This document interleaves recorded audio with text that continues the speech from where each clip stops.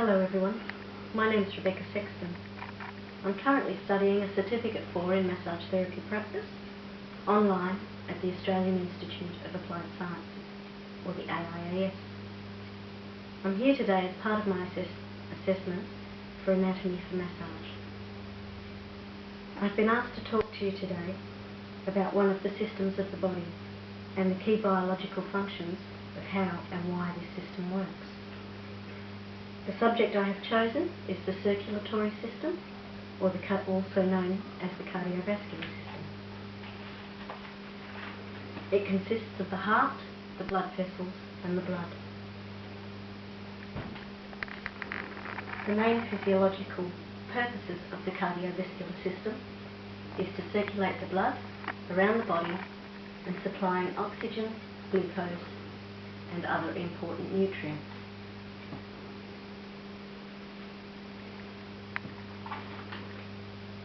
The components that make up the cardiovascular system are the superior and inferior vena cava, the aorta, the pulmonary artery, the right and left atrium, the right and left ventricle, and the septum.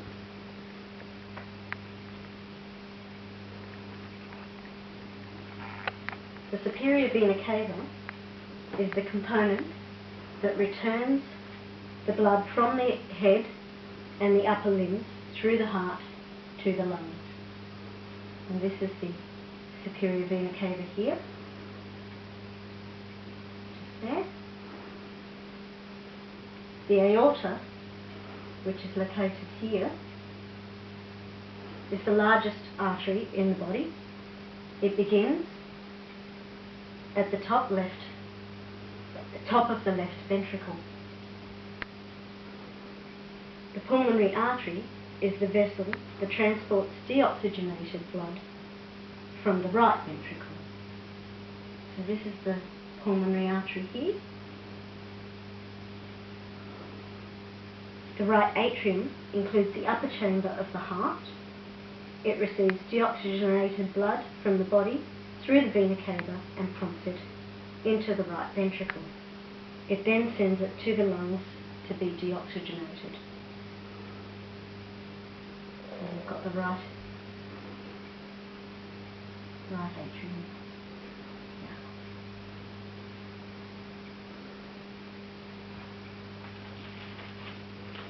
The right ventricle delivers deoxygenated blood into the right atrium.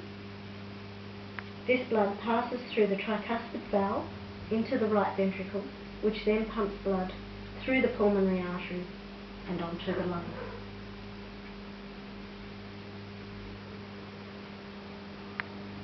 The right atrium is here.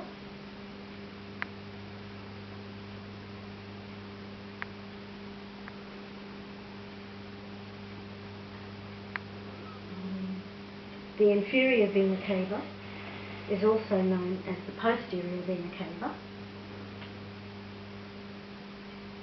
located here.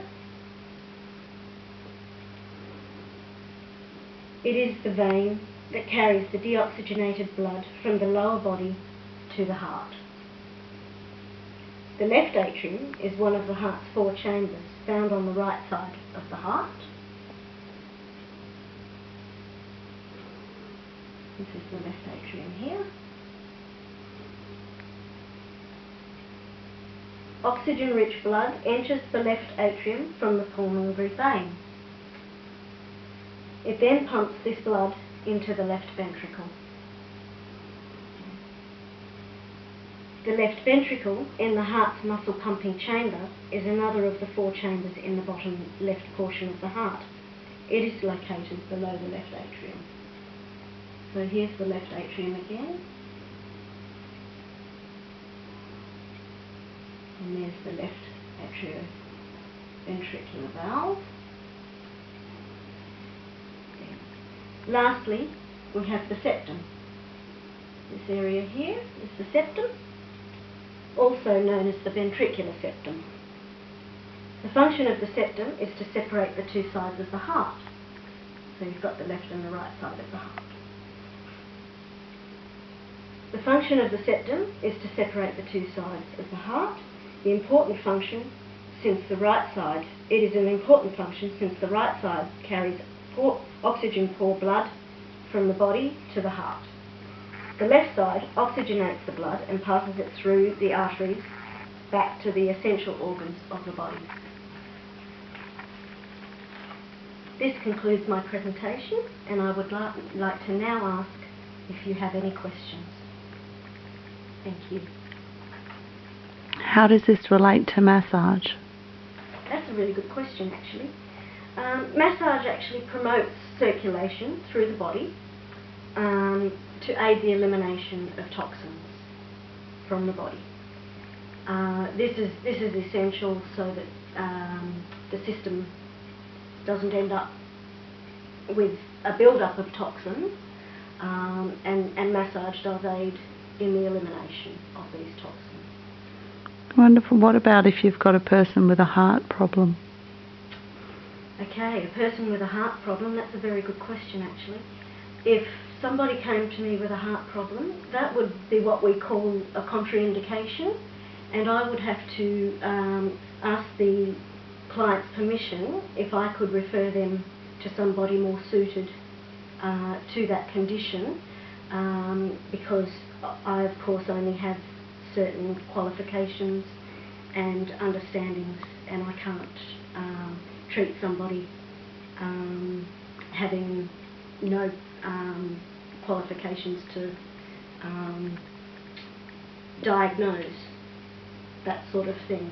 So that would actually have to be confirmed by another person, like a general practitioner or a specialist, before I can then proceed if that is possible. What's a contraindication? Yeah, that. Yeah.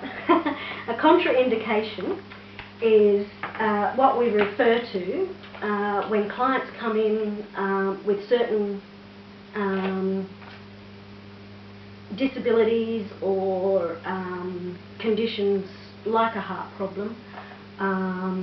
We're not able to treat people with a high risk of certain ailments. How am I answering that?